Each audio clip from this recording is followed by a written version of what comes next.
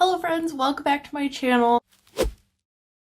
Today we're going to start a reading vlog because the Canada Reads 2021 contenders were all released. I think it's a good way to read Canadian literature, and the Canada Reads, the way that they do it is a Canadian champions the book that they think should win, and there's like a debate between 3 days. So in past years I've read like 1 or 2 nominees, but this year I kind of want to read all of them and like form my own opinion on what should win. So the first book that was announced was The Midnight Bargain by C.L. Polk, and this one, it looks like it's a fantasy, and it's about this girl who decides that in this event that happens every year where people get married and stuff, instead she's going to completely uproot the society and its structure. So that one sounds really good, and I've seen a couple people on Bookstagram who have read it recently and really liked it, so I'm really looking forward to that one. And then there's a nonfiction called Two Trees Make a Forest by Jessica J. Lee, and this one's about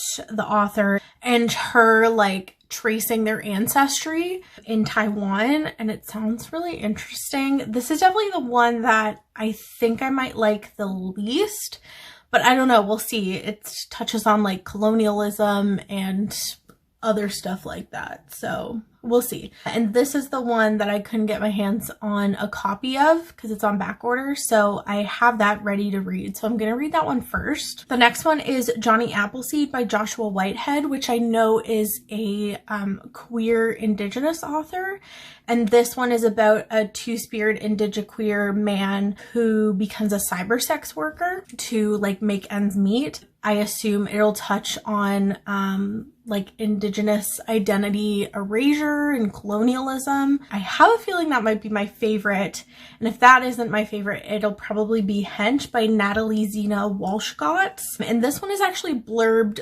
by Shawnee McGuire, and a lot of people I know that have read it so far are saying that this one is probably the one that's gonna win. But this is a superhero type of story. I think it's sci-fi superhero kind of vibes. I think there's a lot of technology involved as well, which sounds pretty cool. So I'm excited about that one. And then there's Butter Honey Pig Bread by Francesca Ekuwazi. It takes place in Nigeria, but then it also takes place in various parts of Canada, like Halifax, Montreal, and it's about intergenerational trauma. And I think this one's also gonna be a good one to read for Blackathon and the Blacklit Challenge for this month. I'm actually currently reading something else, and I think I'm just gonna binge read it today, and then I'm gonna start Two Trees Make a Forest, and I will update you when I've read some of it. My books have arrived for the Canada Reads shortlist. I ordered these from Indigo. Disclaimer, I do work for Indigo, but this is not sponsored. Nothing I ever say in any of my videos reflects the opinions of Indigo. However, if you are interested, I don't know when this video is going to go up, all the Canada Reads books are 20% off. And here we go. Here's all the books. So at the top we have Butter Honey Pig Bread. I think this will be a good one. Apparently it was also for the Giller Prize long list, which is kind of cool. Then we have The Midnight Bargain, and then Hench, of course, which as you can see is blurbed by Shawnee McGuire, and then Jonny Appleseed, which is quite short. It's probably the shortest of all of them. And then Two Trees Make a Forest I bought on my Kobo, but there's those, and I have started Two Trees Make a Forest, but literally barely started. I literally am just past the note on the text. I haven't even started it yet. I just wanted to update really quick Two Trees Make a Forest. I'm on chapter 4 now. At first, the first chapter, I was like, oh my god, I'm bored. What am I gonna do? And I briefly contemplated getting the audiobook as well, because stuff like this, if it's narrated by the author because it's told in a memoir, I think the audiobook would be really good. But I was like, no, I'm just gonna keep reading and see how I feel about it. So basically it's about the author, whose name I am not remembering for whatever reason, Jessica J. Lee. It's basically about her and her history and where she's lived, and basically her kind of trying to discover her identity in a way. It's kind of about like her mixed nationality basically, and her going back to Taiwan to kind of discover her family's roots. And I think that the writing itself is beautiful, especially for a memoir. I have a hard time sometimes reading memoirs and nonfiction because they're told in like, just like, I did this and then I did that. But if they're told in a really compelling narrative, I find them a lot more interesting. In this case, there's like a narrative to it. You can tell we're kind of going somewhere with the story. And it kind of reminds me of Heartberries by Therese May Malcott, I believe her name is. I'm only on the 4th chapter, so we'll see how it goes. So I just got home from work. Hopefully my bedroom's not too messy behind me. And I kind of got first dibs on something we got in stock that I'm really excited about. So I'm going to show them to you. We got in the Critical Role Funko Pops. I'm so excited. So I only bought 3. We did get them all. And these are really hard to find in Canada right now. Like, I couldn't get them anywhere. Oh my god. There's Vax. So I only bought 3 because I'm not really working right now. So I didn't want to like break the bank. There's Vax. Oh my god. And then I got my favorite Vox Machina character. I got Kiki! Oh, I'm so excited. Oh, I love it. Her antlers, and she has her Melora staff. Oh, I'm very happy with them. I'm very excited. But I'm gonna finish Two Trees Make a Forest. I read quite a bit of it last night. I have like a chapter and a half left. So I know I haven't really updated much on like what it's really about or like my thoughts or anything, but I figure it's a pretty short book, so I'm just gonna finish reading it and then I'll let you know what I thought about it. So last night I finished Two Trees Make a Forest by Jessica J. Lee. I'm gonna give it a 3 out of 5 stars. I just thought it was okay, and honestly I think I wasn't smart enough for this book.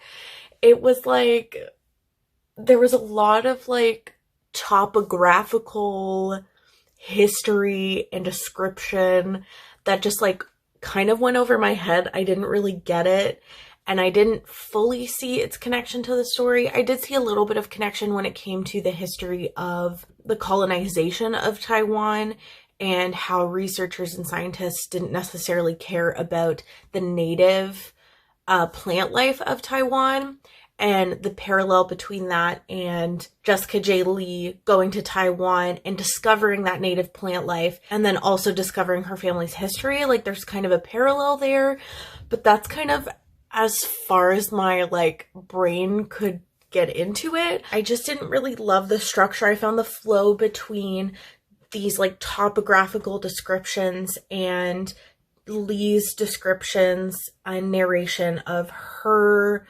experience in Taiwan and her family's history in Taiwan and their story.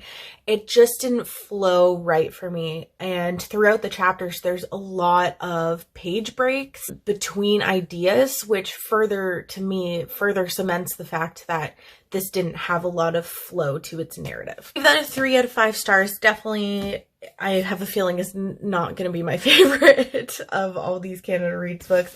I have already started reading Butter Honey Pig Bread by Francesca Equiasi. That's probably not how you say it, but I did my best. So far, this writing is beautiful. I'm 30 pages in and I am already really enjoying it. So far, it's just following this woman and her 2 twins. I'm just gonna read the description. Believing herself to be Ogbenji, a spirit that plagues a family with grief by dying repeatedly in childhood and being reborn, Brianachi fears the consequences of her decisions to stay alive. Her worst fears come true when Hendy, which is one of her daughters, experiences a devastating childhood trauma that fractures the family in seeming irreversible ways. Kahindi moves away to Montreal to heal and build a new life of her own. Tai, which is the other twin, flees to London and attempts to numb her guilt and loneliness with reckless hedonism. don't know what that is. After more than a decade apart, Ty and Kehendi return home to visit their mother in Lagos, where the three women must address the wounds of the past if they are to reconcile and move forward. So it's like intergenerational, like history and stuff. Really enjoying this so far. I really like it. I think I'm gonna devour it. It's Saturday, the 6th of February. I have gotten farther into Butter Honey Milk Bread. No, that's not the right title. Butter Honey Pig Bread. I'm about halfway through it now. I would love to finish reading this tonight, but I don't know if that's going to happen. I don't know what I'm going to rate it yet. Sometimes I have a good idea of what I'm going to rate a book when I'm halfway through, and sometimes I don't. I do think Tay's story is really interesting. She's a lesbian, and so she's grappling with being Black and being a lesbian, and she lives in France for a bit and in London, England for a bit. I think France, the town's called Montpellier. Because she lives away from her family, she doesn't like have to worry about being accepted by them because she's never really had to explain it. So I have a feeling that's going to come into play later. What's up? Editing Emily here. So this next clip makes no sense because I talk too much. Tay and Cambrianacci, the mother and one of the twin daughters, both seem to have this connection to the spirit world because Cambrianacci, her parents believe her to be, and she believes herself to be, this spirit that's supposed to plague a family with trauma, being born and dying over and over again. But one day she decides to live. So she has this connection to the spirit world. And then throughout, we find that Tay also has this connection to the spirit world where she's able to talk to a goddess that she believes in. And both of their perspectives are in third person. And then we get to Kehendi, the other twin's perspective, and it's in first person. So now I'm going to explain back when I was first explaining it, why I think there's that disconnection between the first person and the third person of the characters. And so Cambrianacci and Tay's perspectives are both third person. Kehendi's perspective is first person. And I wonder if maybe that's the difference. She also has this trauma that she brings throughout the book after this incident that happens to her. So I wonder if maybe that has to do with her chapters being in first person instead of third person, like her sisters and her mom's, because she doesn't have that connection to the spirit world. But maybe also it's because this trauma happened to her. I don't know. It's really interesting so far, and I'm really curious to see how this is going to progress. And I'm curious to see how maybe Tay and Kehendi repair their relationship. It's good in like a melancholy sort of way and like a real world sort of way. When it comes to literary fiction like this, it's not like fun to read. It's just like a good story. Just wanted to quickly update that last night I finished Butter Honey Pig Bread. I think I'm gonna give it a 4.5 out of 5 stars. It was very good. I really liked the ending. The writing is just so fantastic, and I loved all the characters too. The next book I'm gonna start is The Midnight Bargain by C.L. Polk, which looks like this. I'm like a few pages into it, but not super far, so that's what's up. And I got calls into work today, so I'm about to leave to do that. My plan was to sit and read this book all day, but gotta go into work, so gonna do that instead. So it is now Wednesday the 10th, and last night I started The Midnight Bargain by C.L. Polk. I don't even know, like, I'm just kind of bored. Basically, it's this fantasy world, and every year there's a bargaining season. I think it's every year. There's a bargaining season. And it's basically this season of like courtship, like a debutante ball or something. And this magic is also based around like spirits and like calling spirits to you for favors and bargains. And like you can host a spirit in your body. So once it becomes possible for a woman to have a baby, it's like this whole thing that you could allow a spirit to inhabit your unborn child. So women aren't allowed to become mages, and when they get married, they get collared. So like an anti-magic collar is placed on them. And I understand why people like it. And this is gonna sound like so like snobby. I have an English degree, but for an adult fantasy book, there is so little nuance to the themes happening in this book that I'm bored. Like, there's nothing unexpected going on. We know that women are horribly treated. When these reveals happen, it's not surprising. It's like, yeah, they treat women like shit. Of course, that's what's happening. I just don't think that this is that good. It's just okay. I don't know that it's the one for me. So, here we are. So, I have finished The Midnight Bargain. I'm going to give it a 3 out of 5 stars because, as I mentioned before, I wish that there was like a bit more nuance to it because it takes place in this like fantasy world that feels like, at first it feels like really whimsical and fun, and then obviously you discover these like dark things about the society. I wish that the writing would reflect that. I do think that there were some redeeming qualities to it. Occasionally, I really enjoyed Beatrice as a character when those more like personality traits started to show from her. I also really liked the world. Again, I liked all these elements. I just thought they were really underdeveloped. I also don't predict this winning the Canada Reads list.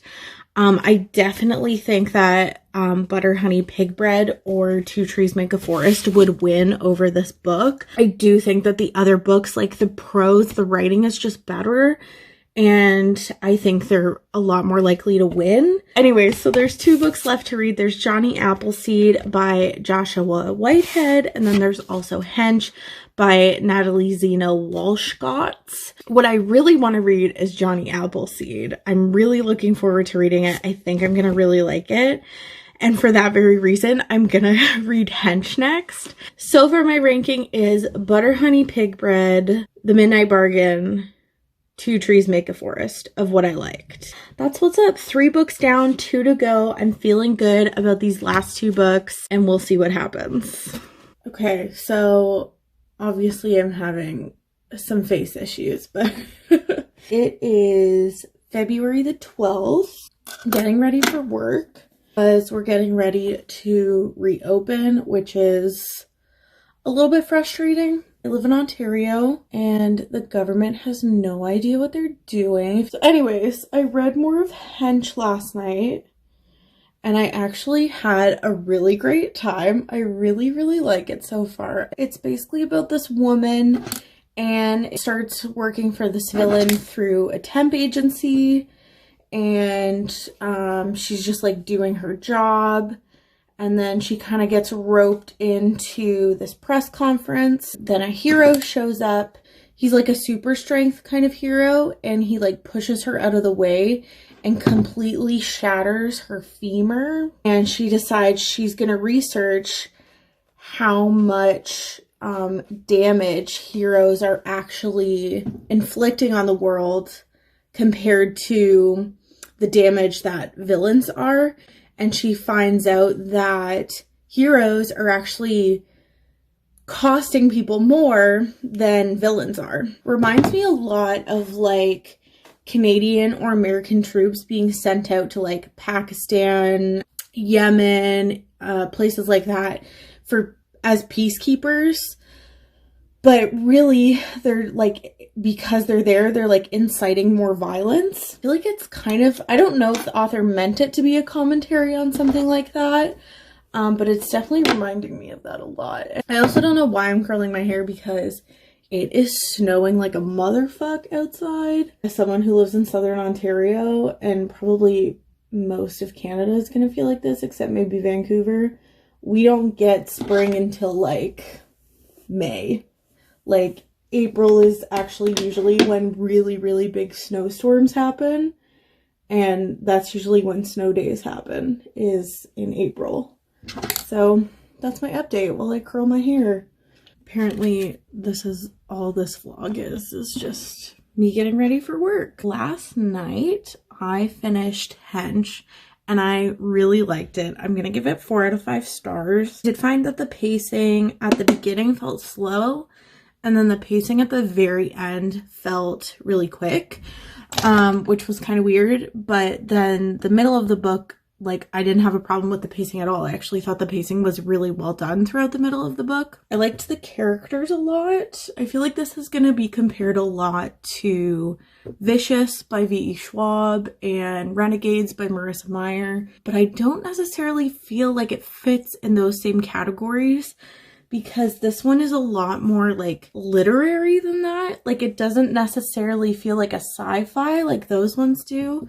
It feels like we're really making a commentary on like good versus evil rather than focusing on like the sci-fi aspects of the story. I thought our main character was really interesting. She obviously has like moral dilemmas. And I think that explored that really well, because she starts off as she's introduced as just like a regular citizen, and then her story evolves into this, like, I don't want to say villain origin story, but kind of. So yeah, I really liked it. I'm giving it 4 stars.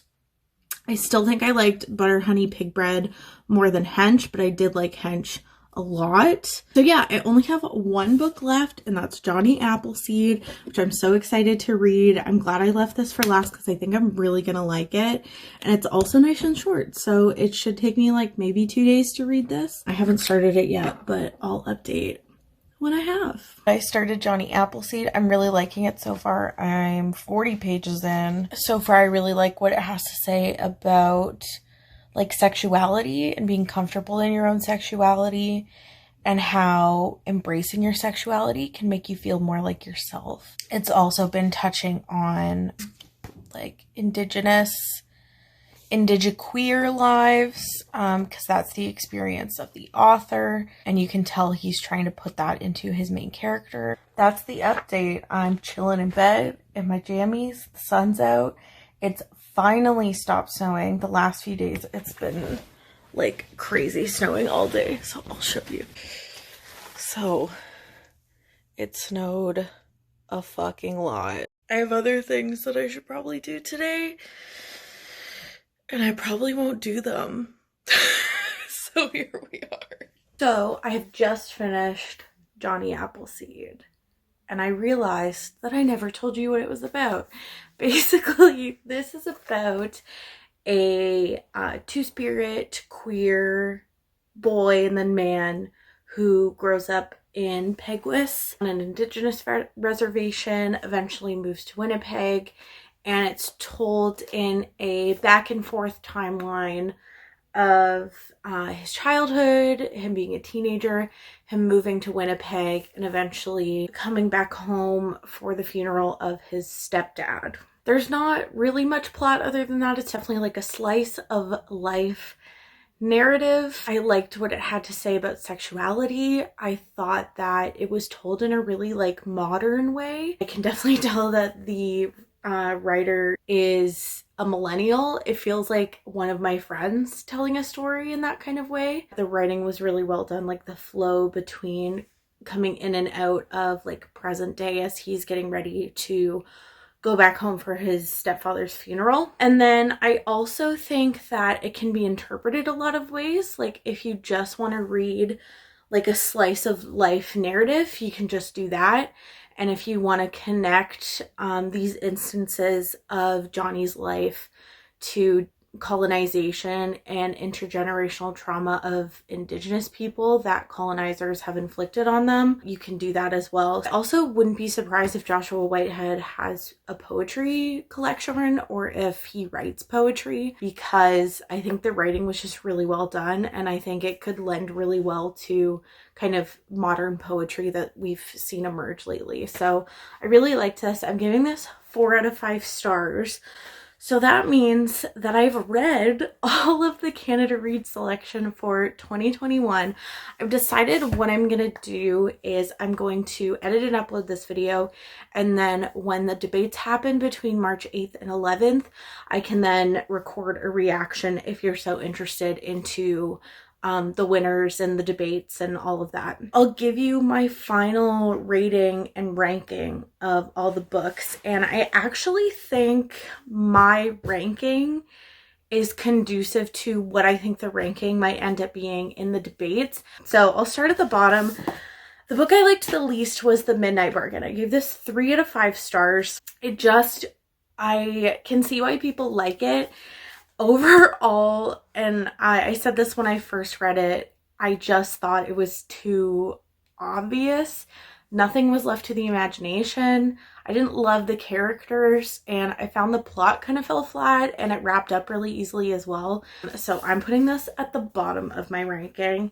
And then the book that I read as an ebook, Two Trees Make a Forest, which I gave 3 to 5 stars, but I think I'm actually going to change my rating to 3.5 out of 5 stars, because the more I've had time to think about it, the more I think that I wasn't quite being fair to it after I first read it. I'm actually going to bump up my rating for Two Trees Make a Forest to a 3.5 out of 5 stars. The linking between the author's travels in Taiwan to her family's history, it just kind of went over my head a little bit, I think. But objectively, it was like a good read, and I think a lot of people are going to really like it. So on my personal list, it's in the second to last spot. This is where it gets tricky for me, is these next 2 books. I think I'm going to have to put Hench in the 3rd spot, because I do think I liked these other 2 books better than this one when it comes to storytelling. I still gave this one a 4 out of 5 stars. I really, really enjoyed it, and I'm looking forward to recommending it to people, but it's going to be number 3 because these other 2 I just think go above it. So number 2, as we go up on this list, I'm going to put Jonny Appleseed by Joshua Whitehead. When it comes to CanLit, we can't necessarily include Indigenous authors in that because a lot of Indigenous authors don't consider themselves Canadian.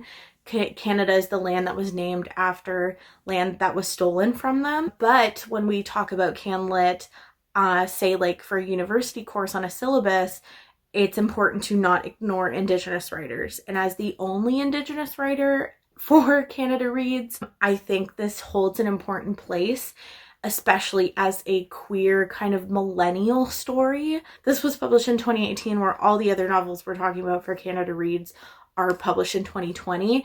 And the fact that this still feels modern when it's now considered like a backlist title in publishing, I think says a lot about it. My favorite was Butter Honey Pig Bread. I thought this was so well done. It takes place in Nigeria, and it takes place in a couple provinces in Canada. Again, it's also a bit of a queer narrative, which I really enjoyed. The relationship between women is something that I eat up when it comes to literary fiction. Something that this kind of reminds me of is The Break by Katharina Vermette, which is about a family of women and how they're supporting each other. And this is a lot like that. The writing was so good. I loved this. I am definitely going to be on the lookout for more of Francesca Ekwasi's writing because I really liked this. And I also think it has a very high potential to win the Canada Reads Award. That is my Canada Reads reading vlog. I hope you enjoyed it. I hope this was interesting to watch. Keep a lookout after March 11th, after the debates end, to see my thoughts on the debates and the winner of Canada Reads. So to do that, you gotta hit subscribe, and you can leave a like if you liked this, if you enjoyed watching it. Let me know, have you picked up any of these? Are you planning to pick up any of these? Let me know what you think. And that's all I have for you today. I will see you next time. Bye!